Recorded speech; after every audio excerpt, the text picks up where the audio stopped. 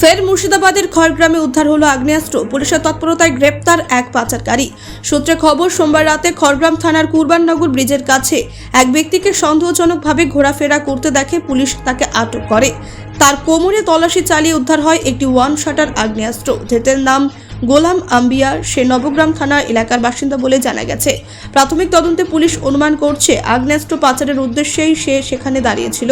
এই ঘটনার পেছনে আরও কেউ জড়িত আছে কিনা তা জানতে পুলিশ তদন্ত শুরু করেছে। মঙ্গলবার ধৃতকে কান্দি মহকুমা আদালতে পেশ করে 7 দিনের পুলিশ হেফাজতের আবেদন জানানো হয়েছে। খড়গ্রাম এলাকায় অস্ত্র পাচার চক্র সক্রিয় কিনা তা খতিয়ে দেখছে পুলিশ। ব্যুরো রিপোর্ট, নির্ভীক বার্তা।